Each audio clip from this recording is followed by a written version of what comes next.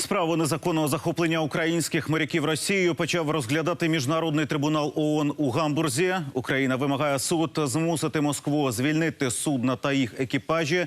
На засідання трибуналу Росія не з'явилася. Вважає його недостатньо компетентним розглядати такі справи. За процесом слідкувала власна кореспондентка сьогодні у Європі Анна Грішина.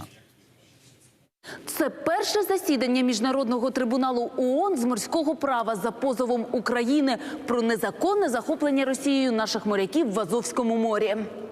До Гамбурга від України приїхали 15 представників, дипломати та найкращі міжнародні юристи. Від Росії нікого. Засідання трибуналу вона проігнорувала. Цей позов Україна подала ще всередині квітня. Від Росії вимагають негайно звільнити 3 українських військових судна та 24 моряків, яких наприкінці листопада минулого року російські прикордонники разом із ФСБшниками захопили у Керченській протоці. Вже півроку моряків утримують у СІЗО в Москві. Їх звинувачують у незаконному перетині російського кордону. Військові кораблі та команда не можуть бути заарештовані правоохоронними органами іноземних держав та судитися іноземними судами. Вони залишаються під юрисдикцією своєї держави, навіть перебуваючи у нейтральних водах.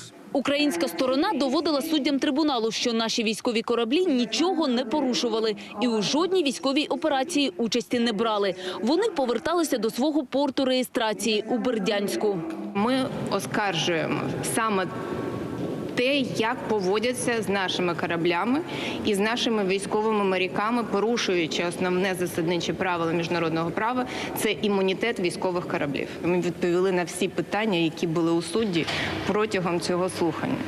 Російська сторона участю у процесі знехтувала, заявивши, що у трибуналу ООН немає юрисдикції розглядати такі справи. Хоча ця незалежна судова інстанція вирішує правові суперечки саме на основі положень Конвенції з морського права.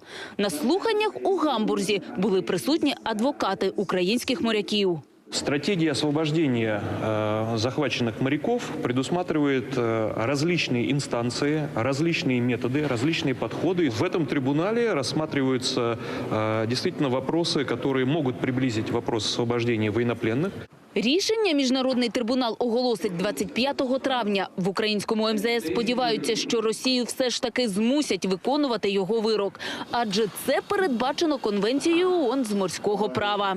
З Гамбурга Анна Грішина, В'ячеслав Філюшкін. Сьогодні Європейське бюро каналу «Україна».